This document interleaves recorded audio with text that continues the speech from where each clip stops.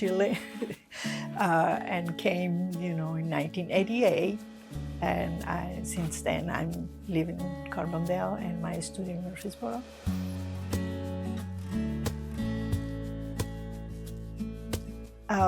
It's a little bit in the family. I have brothers and sisters that paint, and my mom. But I didn't start it until late in life. So I did art in parallel with, I was a French teacher. I still teach French, but I'm more concentrated in art.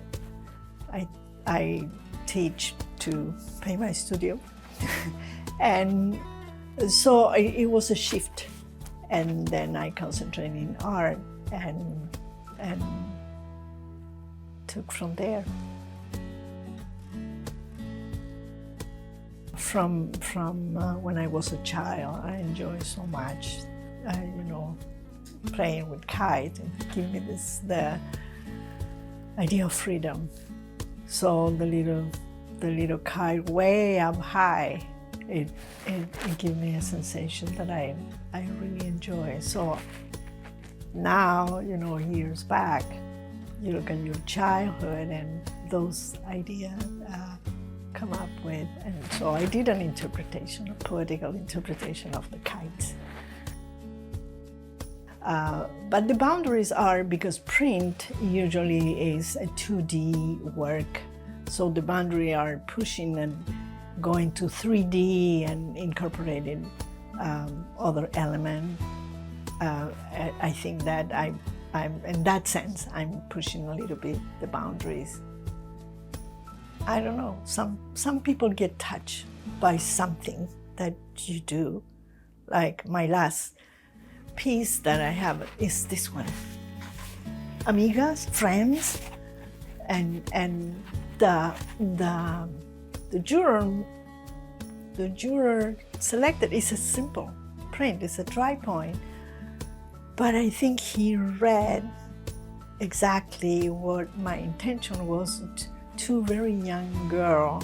When you are very young, your friendship go beyond your body. You want to touch your friend, and you do the hair, and so I wanted to capture that, and I guess the jurors saw that.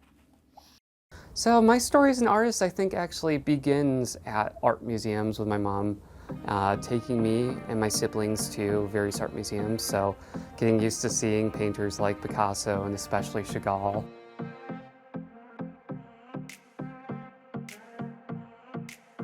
With my piece that's in the Women's Voices exhibit, it's taking images and turning them into sounds, and as well it's also just making music as well, such as making music with broken guitars or half-broken keyboards and so forth. So making music that people would consider noise or noise music is important to me in that way. Number 10.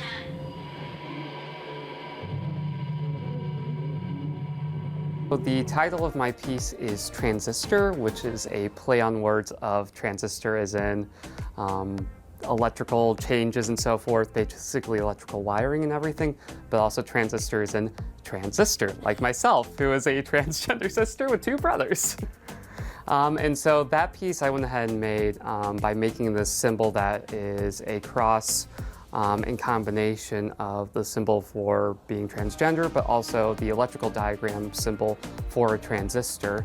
I mean, it feels good to be included in terms of, it's definitely validating for me in terms of being a female artist, being a transgender woman artist, and being like, yes, you are included among the great women artists in this area. That's the ultimate validation. And also just being an artist in general and having work accepted to a place in a place like the Sharp Museum is also major too, to have that sort of gallery that I'm able to display my work in as well.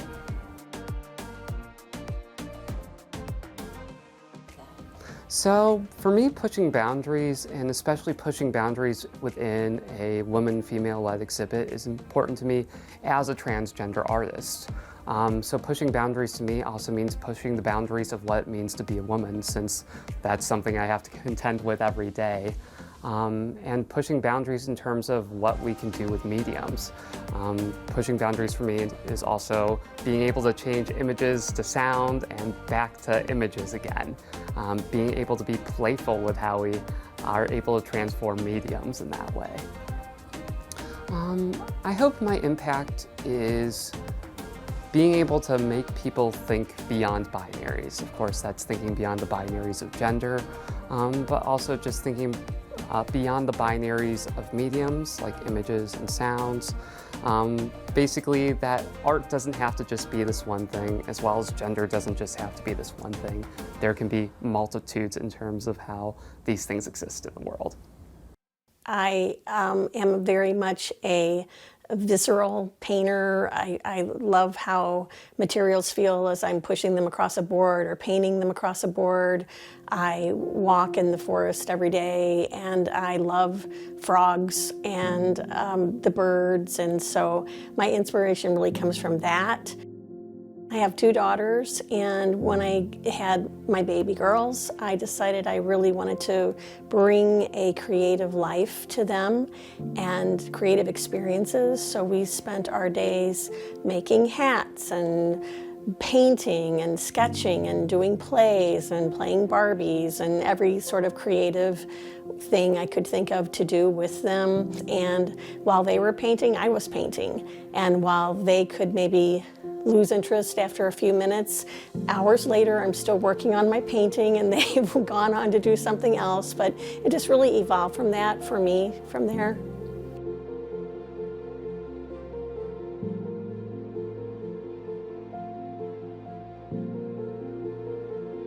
And I immediately felt pretty isolated in this space, and the Women's Voices show put me in touch with some amazing women and some amazing artists, and we actually started a little group of our own called Southern Illinois Women Artists, and so we met throughout last year, and we would go to their wineries and have a sip and sketch, or we visited in each other's studios and just learned from each other, and so that group has been so significant to me, and the Women's Voices show I think is just a fascinating show and beautiful display of the work that women are doing in Southern Illinois. I'm very honored to be part of it. I just feel like when people are interacting with art, what I want them to feel is the joy that I felt in making that art. I want them to be happy in looking at it. I was thrilled that the gentleman who bought the piece that's in the show, he told me that he thought I was a colorist. I'm not sure I understand that term necessarily, but he was thrilled with the colors in the piece. But he also said that as he grows older, he only wants to be surrounded by beautiful things. And that made me feel good. And I thought, yeah, that's pretty much what I want to achieve as an artist, is to create beauty and allow people to feel that joy that I feel.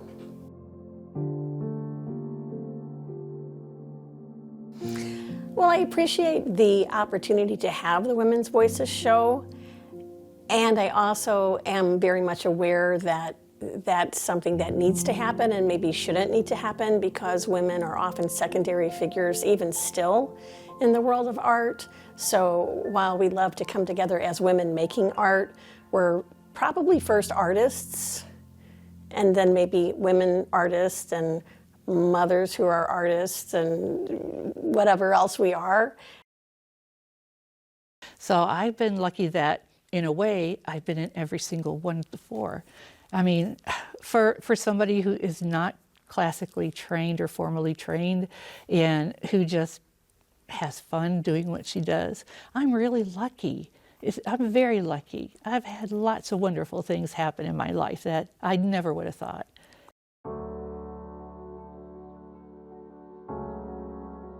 You know, that's a little rough for anyone, and an artist, it's a little rough. So I was angry for a while, and then I decided what I was going to do, because I'm a planner. And so one day I was just drawing, and I drew myself upside down, holding on strings, holding on to my eyeballs. It was going to be a hanging piece, but I decided to give it a background, to give it more context. I decided to do the background in a way that reflected that's what I see. I had so many people, even to this day women, that will come to me and say, oh, I can't do art. They don't look at, and I tell them this, cooking is an art, baking is an art, decorating your home is an art. Art is in everything. It just depends on how you want to think about it and do it. So that's pushing boundaries for me, for all women, not to say, oh, yeah, I just painted this room and did this, it's not art. Well, it is to you because you enjoyed it and it's your art. But it's the differences in people and what they do when something is in their way. Just wonderful things that people do. And so many people turn terrible, awful things into positive things for change or for themselves and their families. Those are the things that I like to see, I like to read about, I like to watch people. That all informs myself. When I can no longer see clearly, well, I'll use my hands. I'll go into clay. Whenever my hands, if they stop working because I have thumb arthritis, I'll figure something else out because I'm compelled to create. I have been compelled to create since I can remember. I'm hoping that other people that have vision issues, challenges, that maybe could look at some of these things I'm going to be making and think, okay, this lady is doing this and she's finding a way. Maybe talking with her, because I'm always available to talk to people, or looking at her process or whatever, makes me feel like maybe I can still do certain things I love doing. That's what I want, actually.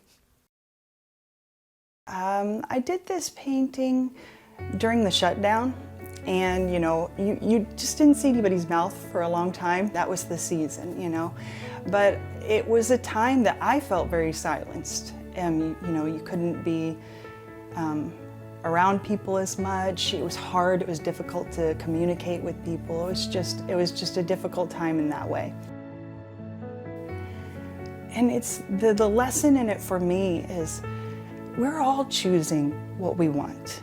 Every single one of us. We're choosing to be right where we want to be. Nobody's making you do all these things and please everyone else and listen to that voice that says you have to do this. No one's making you do that except for you. You're putting all this on yourself. So if you choose the only thing that's really needed, nobody can take it away from you.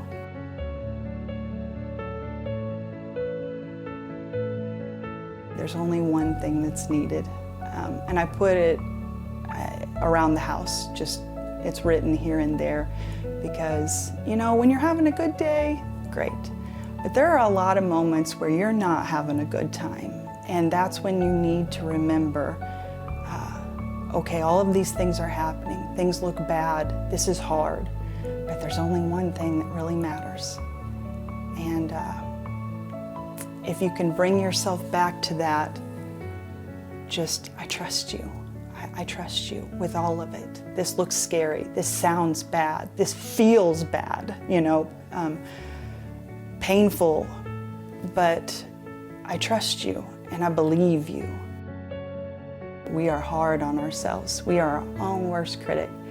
So I've just learned more and more that the only opinion that matters to me is, God, what do you think of it? If you're okay with it, then it's good enough for me. I just want to take people's hands and put them in His hand. I can't do anything for you, not really, It's good to have community. We want to help each other, but He can do so much more than I ever could. So that's always my goal, is just, I want people to know how sweet God is. I've always had a huge sense of awe and wonder at creation and animals and just how it all works, and really curious about that, and never-ending curiosity about that. But yeah, that's how it started. I think art is a healing process. It's one of our birthrights, and it's a way we connect to our soul and spirit, and it's what keeps us alive, being letting the animating force of life come through us in art, music, poetry, writing, cooking, that force of creation.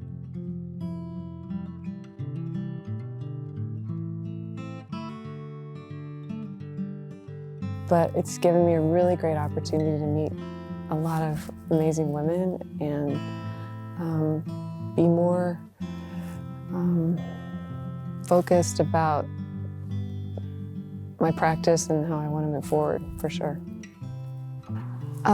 I'd like to share that movement is a really big part of my practice, and I think it's what makes my work mine. I dance or move before I make art. While I'm making art, I incorporate that into community art workshops. I would just like to provide a space of beauty or a moment of contemplation,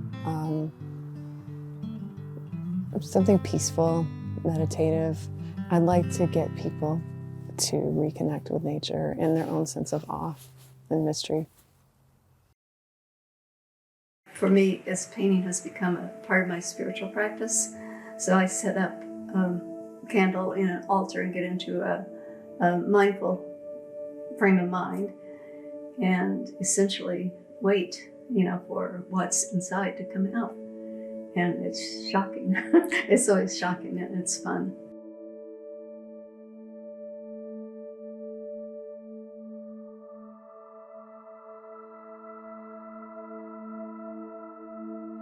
And finally, after about a week of working on this painting, it hit me that essentially these were the people that had gone before me, and they were my unseen allies, and they were waiting for me.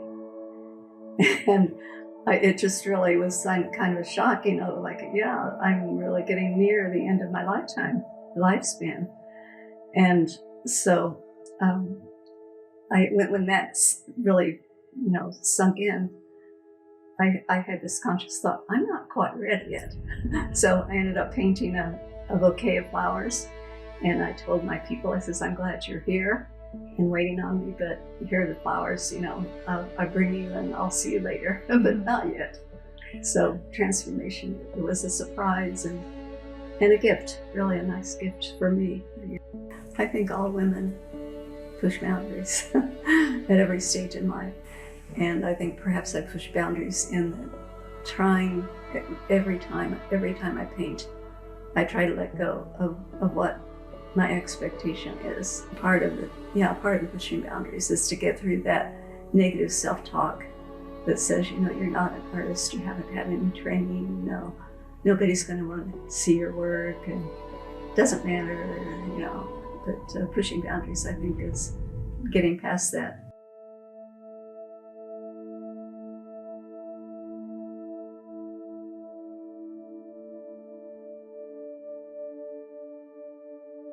And I think in terms of art impacting people, it's a very soothing painting. And I've had the nurses and the doctors, say, that people love to sit there and look at it. And so that, that makes me feel really good.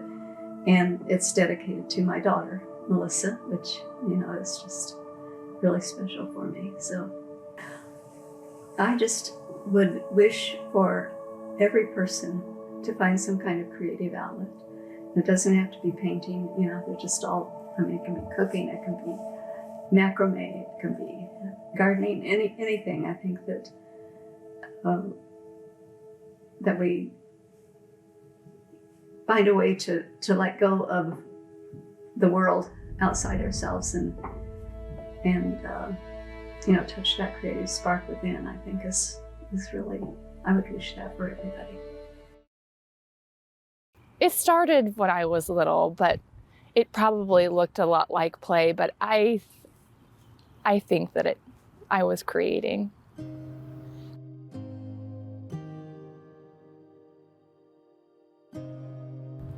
I didn't like it, and so I ended up putting it in my garage. It was the only place that it would fit, and so, and then I was coming to this point in, I guess in just this journey of getting to know myself more and more, and I realized that I had some things that I needed to let go of, and so I walked past the painting and I thought, I'll see. And it turns out that I stayed with it for a week, and then before I knew it, it was finished, and I looked at it and I thought, wow, yeah. So that's sort of where it came from. Sometimes when I feel I need to do something and I'm not scared and I don't need to do that. I'm scared and I need to do that. So it's me pushing myself, really. I think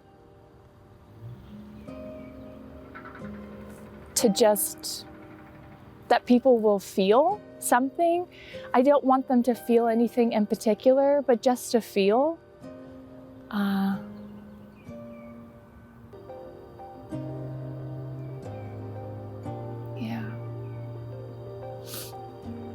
And maybe even connect in some way. I love the idea of connecting. I think in general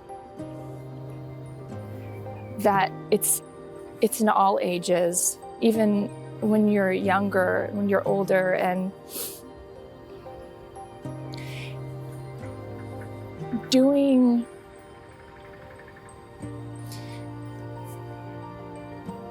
and being and moving authentically from who you are from that place is really important. And I hope that people do that whether they consider themselves an artist or not. I think it's really important that people do that and they honor that part of themselves. And I hope that that's just something that people hear. Yeah. Be yourself. Be yourself. Unapologetically be yourself. Yeah. It was like the summer of 2019, and I was painting because I just needed to express myself, because that's how I work things out, is through painting.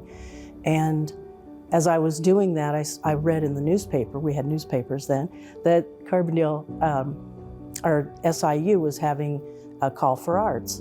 And I thought, wow, I know a lot of other women who are doing the same thing. Just expressing yourself through your work, because you have so much to say.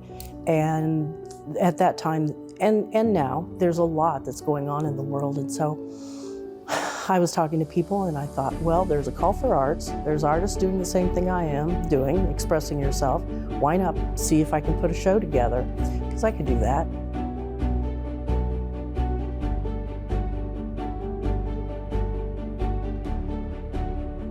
So the first one was born, and that was called Women's Voices, The Need to Create, because it came from the need to create, as many of us were doing. And it was a huge success. We had close to 200 people at the reception. I know. And we just had a wonderful outpouring of people supporting the arts in this community. So from there, I thought we'd do another one. Wes said if I can get the artists, and I said, you bet I can, because we're so lucky to have some wonderful, amazing talent here in Southern Illinois. And women have a voice, and putting it into an art form is a way to express yourself. Artists have a narrative, and these pieces are part of the artist's stories and their emotional outpouring of what they want to say. And pushing boundaries came about because we just felt like, let's just make it, make the art that much more intense, let's just take it to a new level.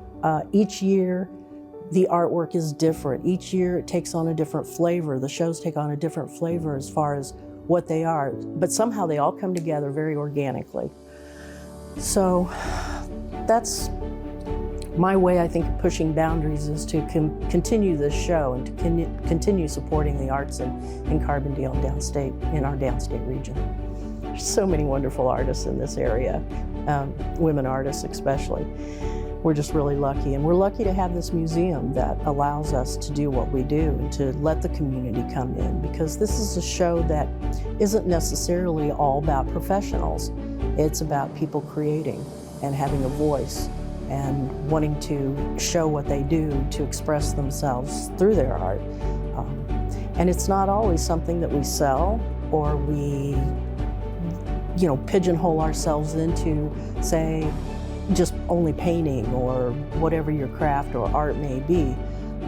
We try to get fine art, and I think we succeed at it, but I don't think we'll ever not have a need for the creative artists in this area, the women artists in this area. So.